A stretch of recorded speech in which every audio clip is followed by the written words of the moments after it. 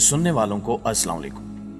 प्यारे दोस्तों, Bermuda triangle अमेरिकी रियासत फ्लोरिडा के करीब वाक़े वो समुद्री इलाका है जिसके बारे में सदियों से कहानियां मशहूर हैं कि ये दुनिया की पुरस्कार तरीन जगह है और यहाँ सैकड़ों की तादाद में बहरी जहाज, कश्तियां और हवाई जहाज लापता हो चुके हैं। दर्जनों लोगों ने इस इलाके के मुतालिक अपने जाती तजुर्बात बयान करते हुए बताया है कि इस इलाके में जाते ही बहरी जहाजों की सिमत मालूम करने वाले आलात काम करना छोड़ देते हैं, जबकि पायलट्स का कहना है कि इन्हें अजीबो गरीब रोशनियां दिखाई देती हैं और ये समझना नामुमकिन हो जाता है कि समंदर किधर है और आसमान किधर, और खौफनाक हादसे से बचना मुमकिन नहीं रहता। इस इलाके में पेश आने वाला एक और वाकया ऐसा है जिसके बारे में बहुत कम लोग जानते हैं, और ये ऐसा वाकया है जिसे सुनकर रीढ़ की हड्डी में सर्द सी लहर दौड़ जाती है। दोस्तों, ये 4 दिसंबर 1970 की एक रोशन सुबह थी जब ब्रूस गार्नेट नामी एक पायलट ने बहामास के जजीरे एंड्रोस से उड़ान भरी, जिसके छोटे जहाज में सिर्फ 2 मुसाफिर सवार थे और इनकी मंजिल फ्लोरिडा के शहर मियामी था। ये एक मामूल की परवाज थी जिस पर ब्रूस इससे पहले दर्जनों बार जा चुका था,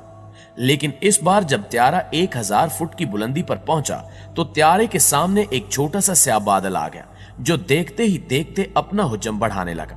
लिहाजा ब्रूस को मजबूरन उस बादल के अंदर से गुजरना पड़ा।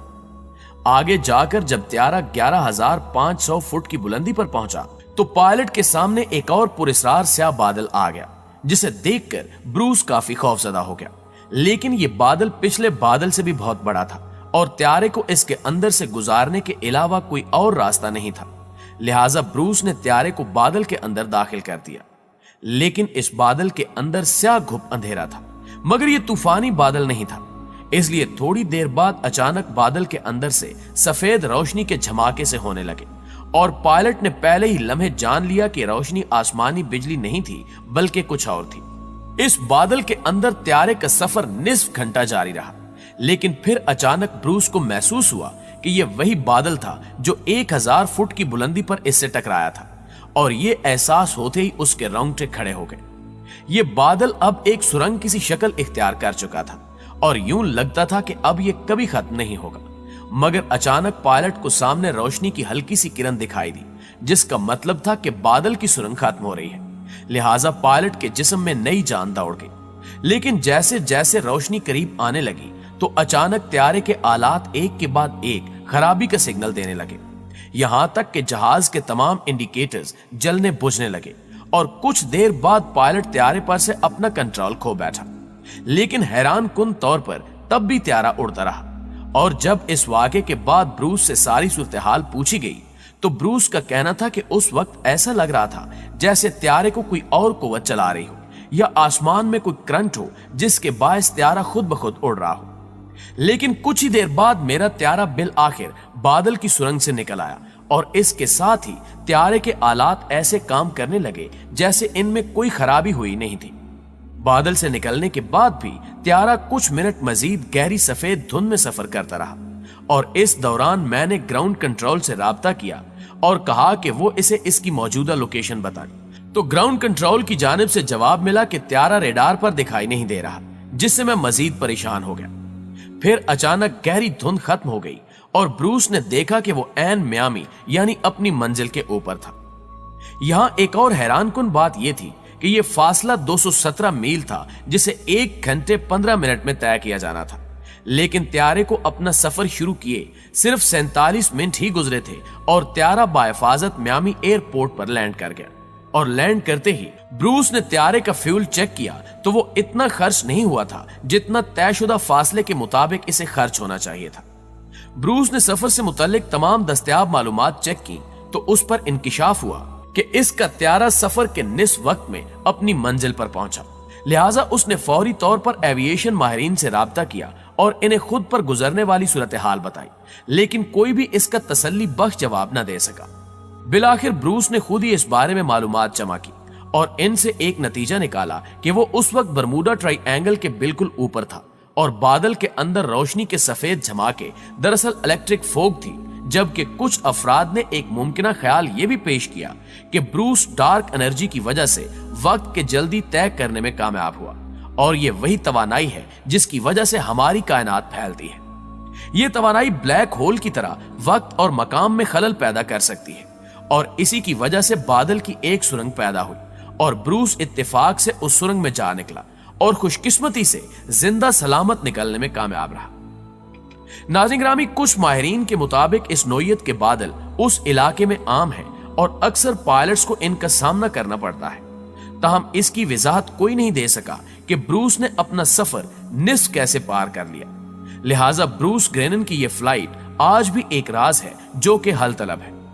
प्यारे साथियों, दरअसल इस वाक़े को इतनी शोहरत इस वजह से मिली क्योंकि इस जगह के बारे में ऐसा कहा जाता है कि यहाँ 50 से ज्यादा बहरी जहाज जबकि 20 त्यारे भी गायब हो चुके हैं जिनका आज तक मलबा या सुराग नहीं मिल सका। इस खित्ते में बहरी जहाजों के गायब होने के वाकयात की कहानियां 19वीं सदी के वस्त में फैलना शुरू हुई, जबकि कुछ जहाजों को मुकम्मल तौर पर खाली दरियाफ्त किया गया जिसकी वजह सामने नहीं आ सकी। मगर इसको शोहरत दिसंबर 1945 में उस वक्त मिली जब अमरीकी बैरिया की फ्लाइट 19 जो कि 5U टारपीडो बम्बार त्यारों पर मुश्तमिल थी, जो अटलांटिक में मामूल के मिशन पर निकली और गायब हो गई और आज तक त्यारों का मलबा या अमले के 14 अरकान के बारे में कुछ इल्म नहीं हो सका।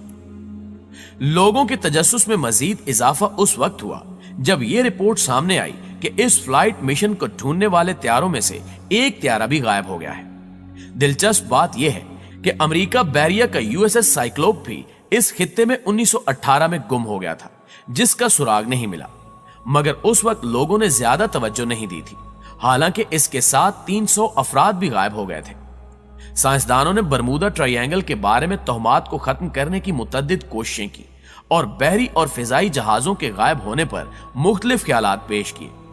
मिसाल के तौर पर 2016 में कोलोराडो यूनिवर्सिटी की एक तहकीक में इस राज को दरियाफ्त करने का दावा करते हुए बताया गया कि इस खित्ते के ऊपर फैले शश पहलू बादल मुमकिन तौर पर बहरी जहाजों और त्यारों की गुमशुदगी का बायस बनते हैं, जबकि ये शश पहलू बादल 65 मील फी घंटा की रफ्तार से चलने वाली हवाएं पैदा करते हैं जो हवाई बम की तरह काम करते हुए बहरी जहाजों को गर्क और त्यारों को गिरा देती हैं। जिसके बाद साइंसदानों ने नासा के सैटेलाइट का इस्तेमाल करते हुए इस खित्ते का डाटा इकट्ठा किया और शश पहलू बादलों को दरियाफ्त किया जो 32 और 88 किलोमीटर रकबे पर फैले हुए हैं। मुहक्किकीन का कहना है कि इस तरह के बादल इंतहाई गैर मामूली हैं जिन्हें आप आम तौर पर नहीं देख सकते।